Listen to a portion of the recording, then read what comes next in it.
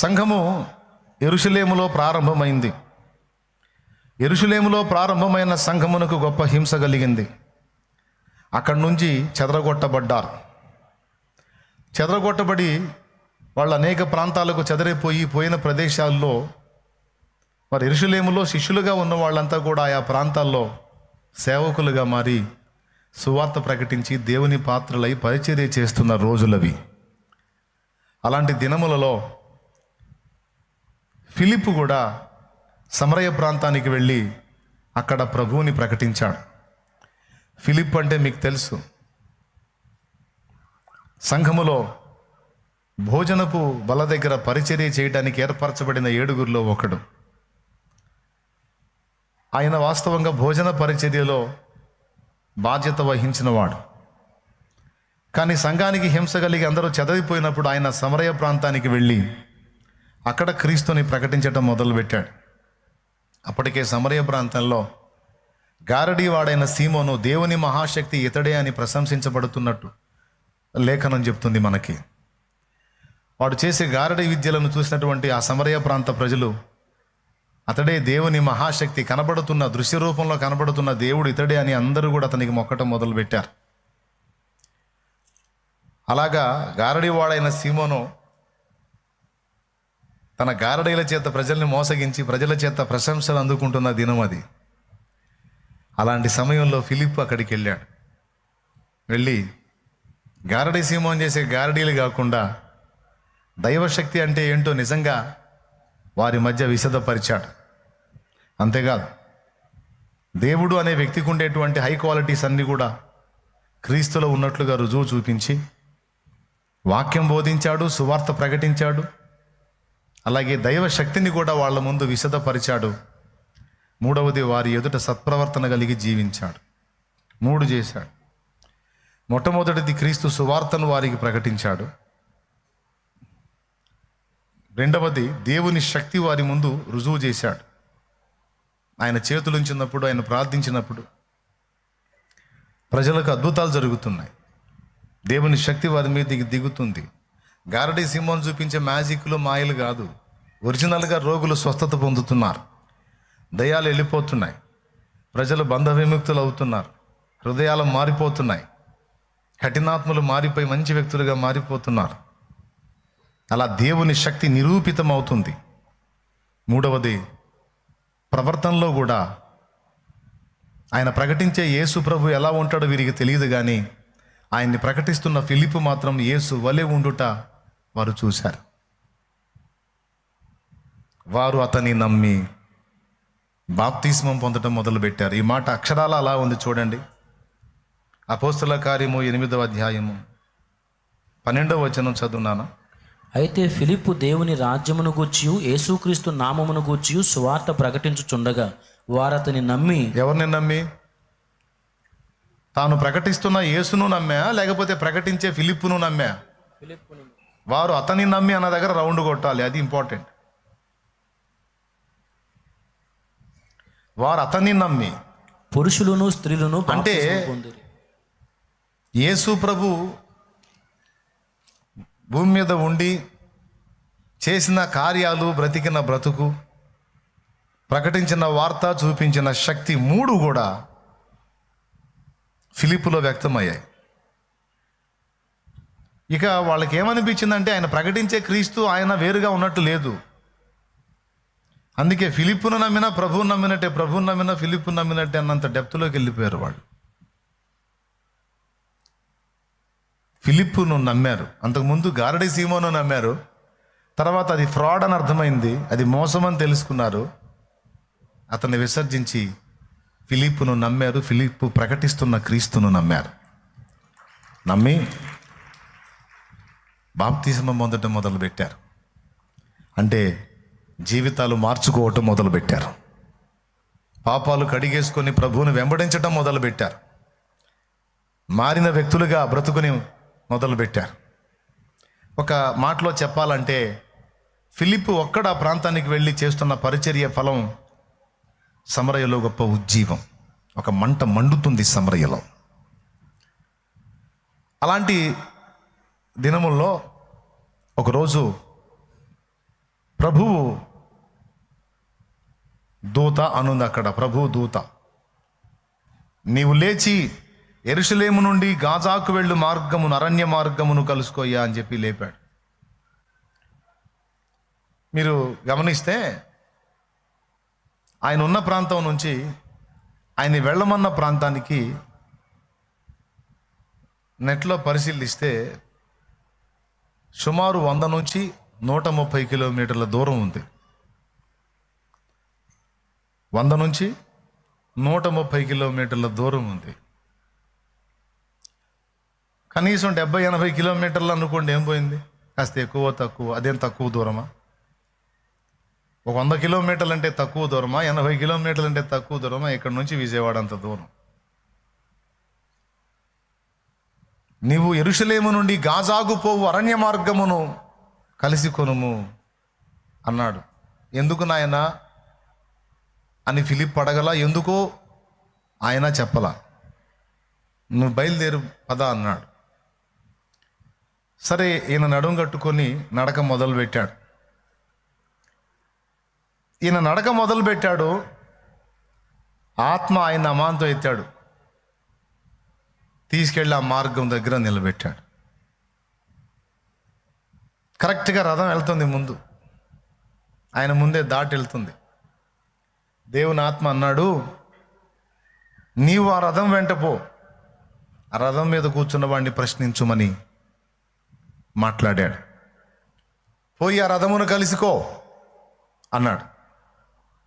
సరే, ఫిలిప్ వెళ్ళి ఆ రథాన్ని ఫాలో అవుతూ అతను రథం మీద కూర్చొని యెషయా గ్రంథం చదువుతున్నాడు. ఆయన ఎవరు? ఐథియోపియా రాణి క్రింద ధనాగారం అంతటి మీద పెత్తనం చేసేవాడు. రాణి తర్వాత మంచి హోదా కలిగిన వాడు. రాణి అంటే రాజ్యం మొత్తానికి రాణి, ఆమె తర్వాత వ్యక్తిన. అయితే మరి ఎలా కనుక్కున్నాడో, ఎలా తెలుసుకున్నాడో, యూదులు ఆరాధించుచున్న యెహోవాయే నిజమైన దేవుడని ఇతనికి అనిపించి ఐథియోపియా నుండి యెరూషలేముకు వచ్చి అక్కడ దేవుణ్ణి ఆరాధించి వెళ్తూ ఒట్టిగా వెళ్లకుండా గ్రంథాన్ని కొనుక్కొని వెళ్తున్నాడు. అలా కొన్న గ్రంథమే యెషయా గ్రంథం. రథం మీద కూర్చొని చదువుతున్నాడు. కరెక్ట్గా ఏ అధ్యాయం చదువుతున్నాడంటే 53వ అధ్యాయం చదువుతున్నాడు. అంటే 53వ అధ్యాయంగా ఇప్పుడు విడగొట్టారులే, కానీ అప్పుడు మొత్తం ఒకటే మ్యాటర్ లాగా ఉంటుంది. యేసుక్రీస్తు సిలువను గూర్చి అభివర్ణించేటువంటి సన్నివేశం దగ్గరకు వచ్చాడు. మేము తెలియజేసిన సమాచారము ఎవడు నమ్మేను? యెహోవా బాహువు ఎవనికి బయలుపరచబడెను? ఎండిన భూమిలో లేచినటువంటి లేత మొక్కవలి అతడు ఆయన ఎదుట పెరిగెను. సురూపమైనను సొగసైనను ఆయనకు లేదు.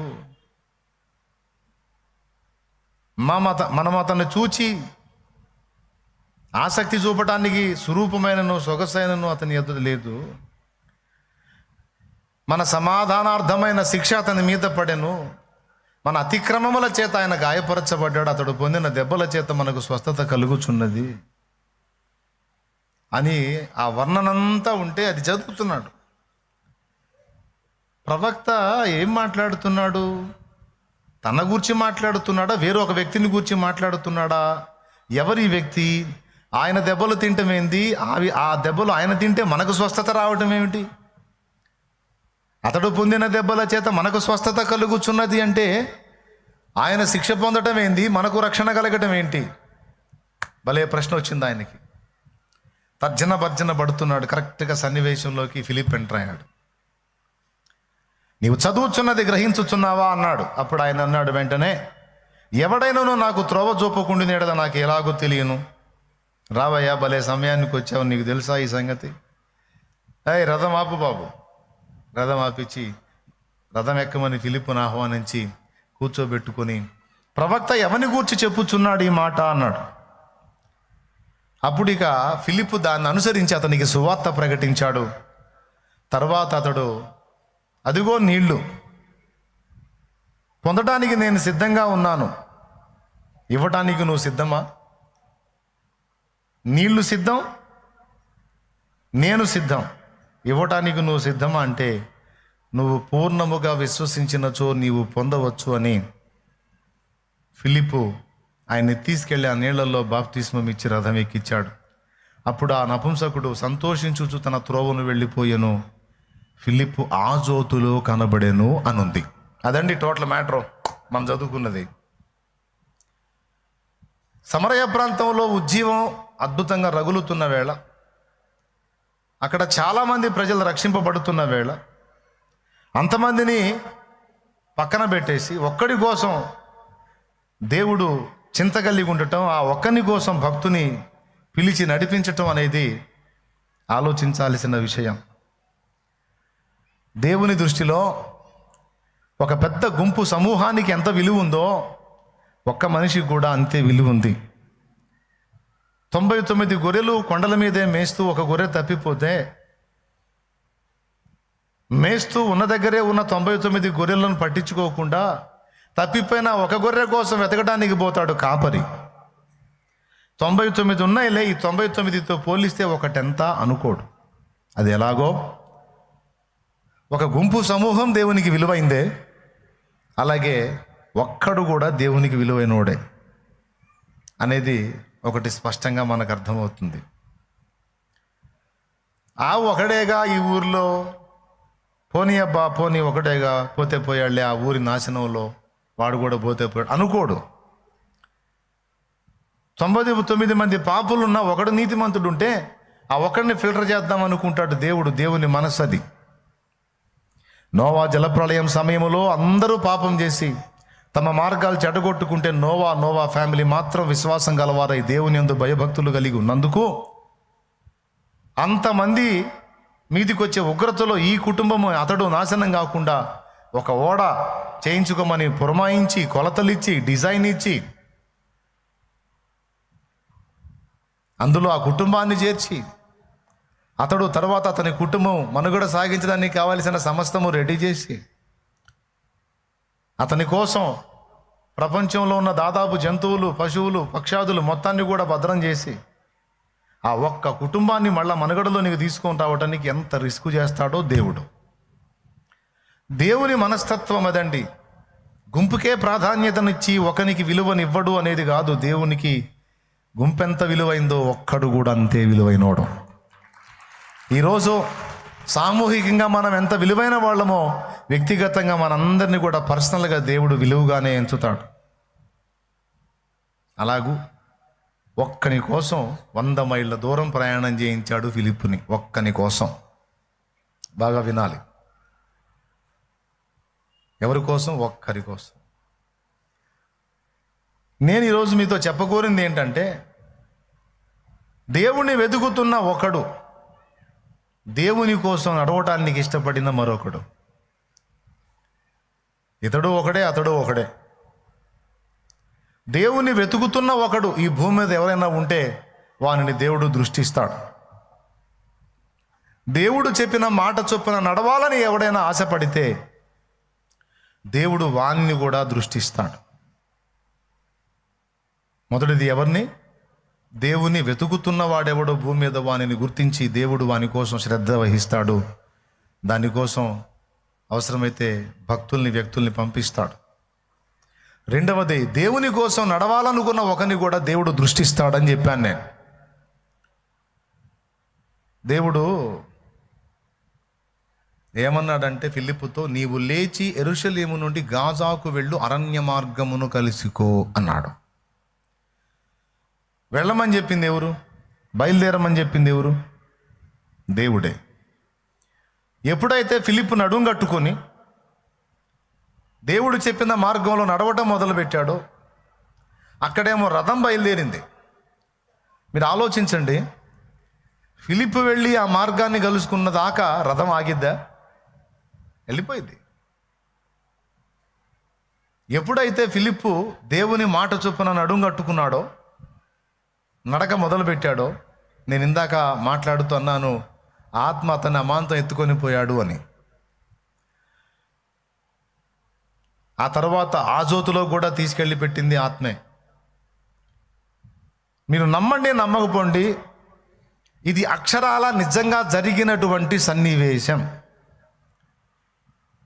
ఒక వ్యక్తి దేవుడు చెప్పినట్లుగా నడక మొదలు పెడితే కాస్త ఆ ఊరు దాటగానే అలాగూ అతన్ని దేవుని ఆత్మ గాల్లో తీసుకెళ్ళటం అనేది మీరు ఊహించగలరా? నిమిషాల వ్యవధిలో, క్షణాల వ్యవధిలో తీసుకెళ్ళి చేరవలసిన గమ్యానికి చేర్చటం అనే విషయాన్ని నమ్మగలరా? కానీ అక్షరాలా జరిగింది. ఇది ఫిలిప్పు ఒకటి విషయంలోనే కాదు, ఏలియా విషయంలో కూడా అదే జరిగింది. 3.5 సంవత్సరం వర్షాన్ని బంధించిన దేవుడు మళ్ళా ఏలియా ప్రార్థన విని వర్షాన్ని భూమి మీద పంపించడానికి ఇష్టపడ్డాడు. అప్పుడు ఏలియా అహబు యొక్క రథమును ఎదుర్కొని చెప్తాడన్నమాట, నీవు ఇజ్రాయేలుకు వెళ్ళు, మోపైన వాన కురిసిద్ది, వెళ్ళిపో అని చెబితే అహాబు చాలా వేగంగా పరిగెత్తే గుర్రాలు కలిగిన రథం మీద ఇజ్రాయేలుకు బయలుదేరుతాడు, ఇజ్రాయేలు ప్రాంతానికి. అయితే ఏలియా నడుము కట్టుకొని ఆత్మచేత ఇజ్రాయేలుకు నడిపించబడతాడు, ఇజ్రాయేలుకు పోతాడు. గుర్రాలు ఎంత వేగంగా పరిగెత్తుతాయి, అందులో రాజు యొక్క రథాశ్వాలు అంటే చాలా స్పీడ్.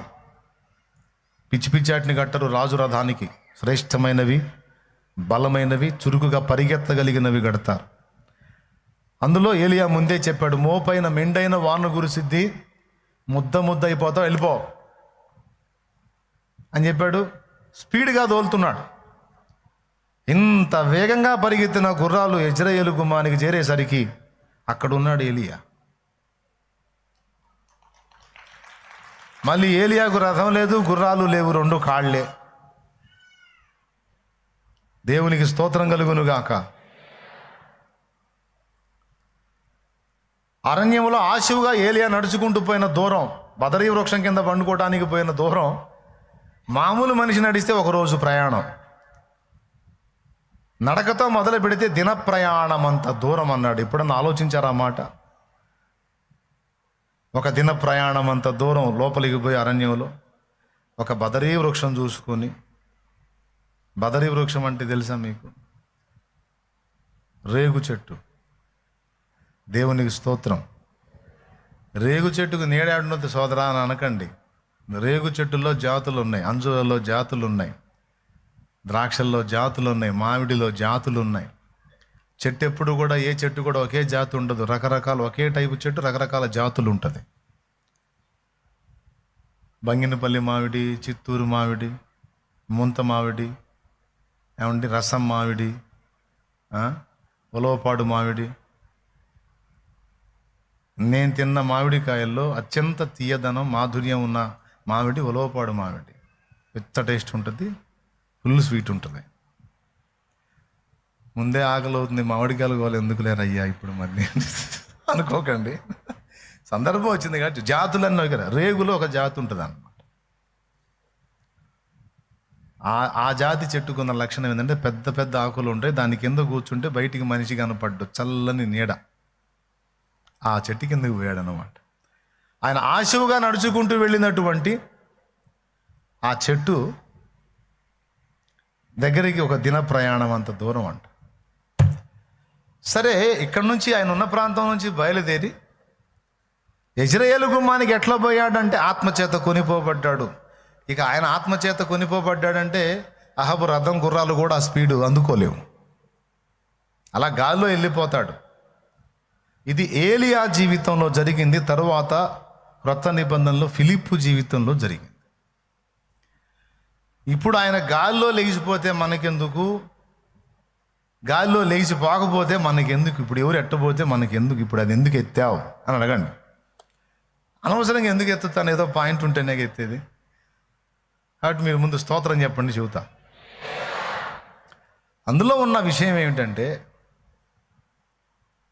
దేవుని నమ్మి,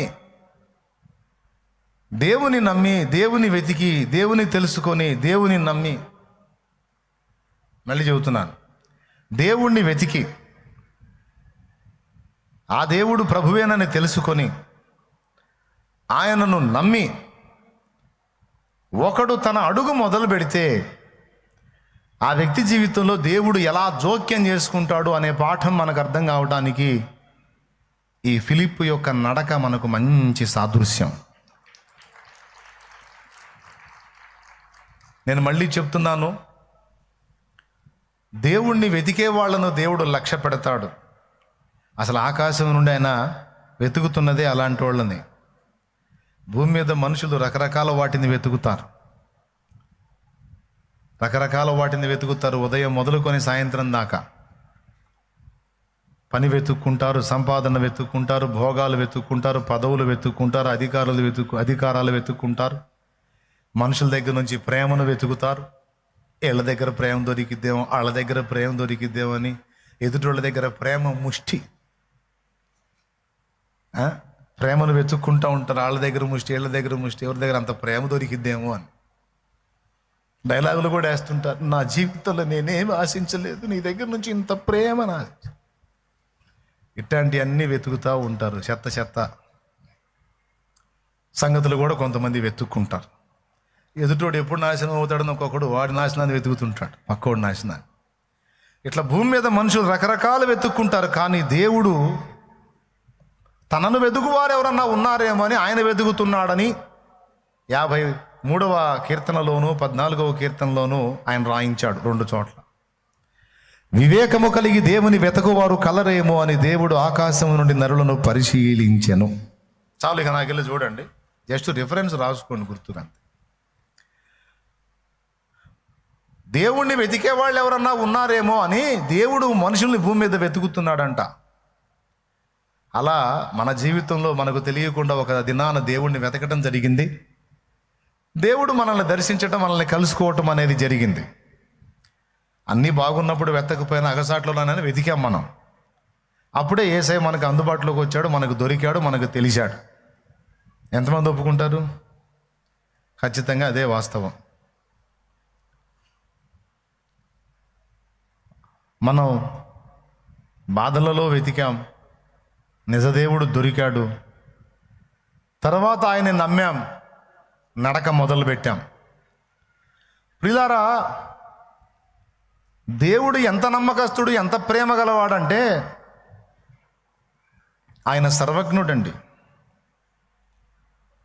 మనం ఆయన దగ్గరకు వచ్చి ఆయన తెలుసుకొని, ఆయన నమ్ముకొని, ఆయనతో నడక మొదలుపెట్టినప్పుడు మనం ఎలాంటి అనుభవాల్లో గుండా నడుస్తామో, ఎలాంటి శోధనలు ఎదుర్కొంటామో, ఎలాంటి దాడులు మన మీద జరుగుతాయో, శత్రువులు ఏ విధమైనటువంటి కుట్రలు మన మీద తలపెడతారో అన్నీ నా తండ్రికి తెలుసు.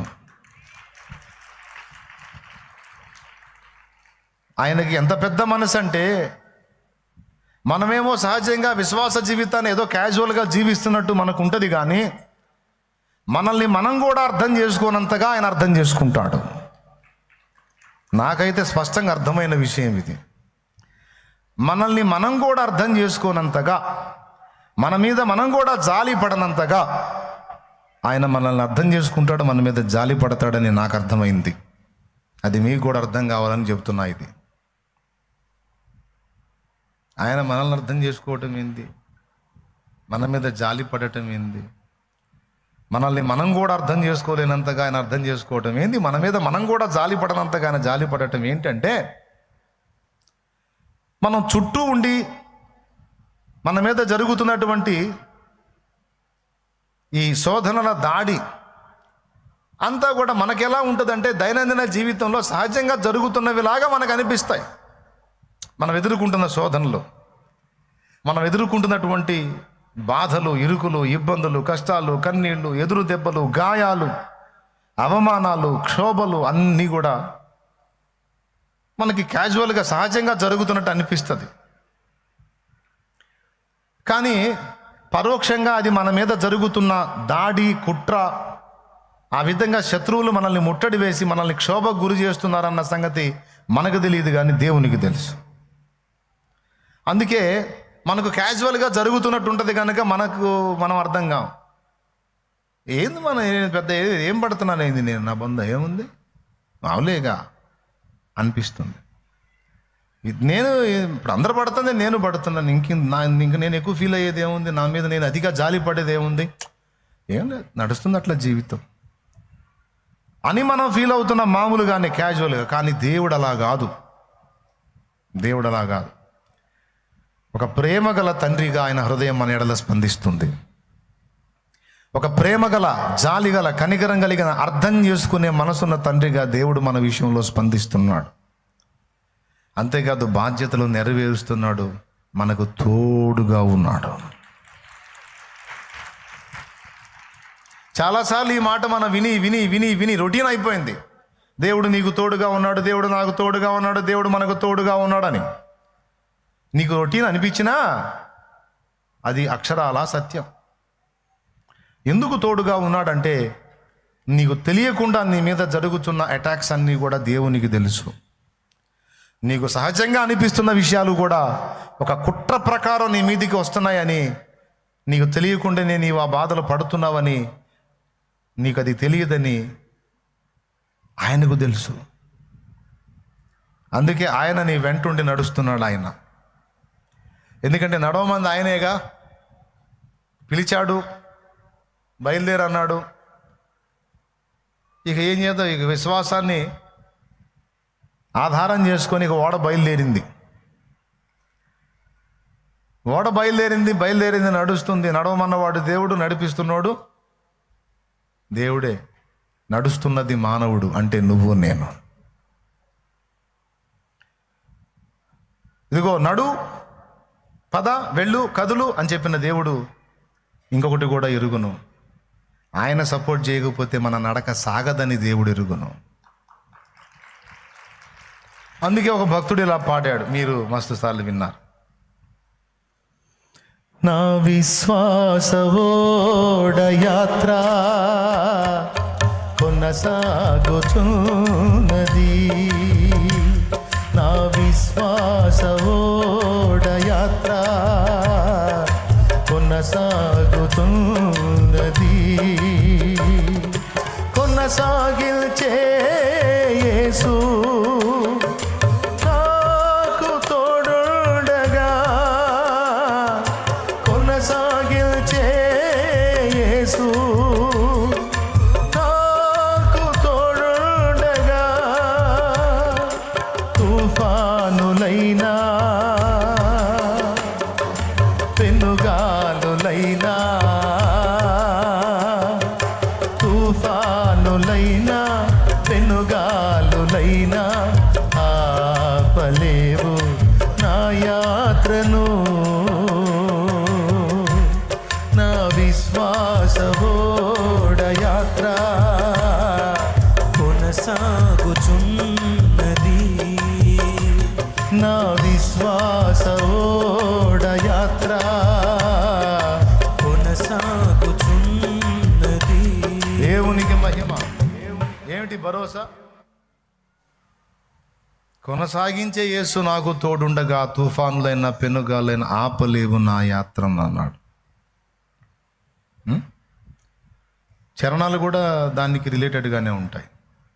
సియోనుకే నా ఓడ పయనం ఆగదు ఏ తోట, సియోనుకే నా ఓడ పయనం ఆగదు ఏ చోట, విశ్వాసముతోనే ఆరంభించితిని ఈ యాత్రను, విశ్వాసముతోనే ఆరంభించితిని ఈ యాత్రను, నే కోరిన ఆ దేవుకే నడిపించును నా యేసయ్యా, నే కోరిన ఆ దేవుకే నడిపించును నా యేసయ్యా, నా విశ్వాసవోడ యాత్ర కొనసాగుచున్నది, నా విశ్వాసవోడ యాత్ర కొనసాగుచున్నది. ప్రైజ్ ది లార్డ్, హల్లెలూయా. ఎంత ఆశ్చర్యమైన విషయం అంటే, నడుం కట్టుకో అన్నాడు, లే అన్నాడు, బయలుదేరు అన్నాడు. లేచాడు, నడుం కట్టుకున్నాడు, బయలుదేరాడు. ఈ 3 చేసింది ఫిలిప్పే. అలా ఎప్పుడైతే నడక మొదలుపెట్టాడో తనకు తెలియకుండానే ఒక ఆశ్చర్యకరమైన విధంగా అతను కొనిపోబడుతున్నాడు. ఇక దైవశక్తి అతను ఆవరించింది, అమాంతం గాల్లో లేపింది, అలాగ రయ్యమని తీసుకెళ్తున్నాడు. అంటే ఆయనకు తెలుసు, బిడ్డని బయలుదేరమన్నాను కానీ బిడ్డ తనంతట తాను చేరలేడు అక్కడికి. వానిని నేనే ఎత్తుకెళ్ళాలి అక్కడికి. ఎందుకు ఈ బిడ్డను అక్కడికి ఎత్తుకెళ్ళాలంటే ఆడు ఇంకొక బిడ్డ ఉన్నాడు, వాడు రక్షింపబడాలంటే ఈ బిడ్డని నేను అక్కడికి ఎత్తుకొని పోవాలని. నువ్వు లేనాయనా లేచి కదులు అని అన్నాడా? అలా ఎప్పుడైతే లేచి కదిలాడో ఈయన కూడా అడ్డ ప్రశ్నలు వేయలే. ఎక్కడికి వెళ్ళాలి అని అడగల, ఎందుకు వెళ్ళాలి అని అడగల, ఇక్కడ బాగా ఉద్యోగం వస్తుంది కానీ కూడా అడగల. చల్ నడు అంటే అలాగ బయలుదేరాడు. ఎత్తుకొని తీసుకెళ్ళి అక్కడ పెట్టేశాడు రోడ్డు దగ్గర. ఫిలిప్పుని ఎలాగైతే ఎత్తుకొని తీసుకెళ్ళి పెట్టేశాడో, ఏలియాని ఎలాగైతే ఇజ్రాయేలు గుమ్మం దగ్గర తీసుకెళ్ళి పెట్టేశాడో, ఈరోజు నిన్ను నన్ను కూడా విశ్వాసంతో నడవమని మాట్లాడిన వాడే ఆయన భుజాల మీద మోసుకెళ్తున్నాడు.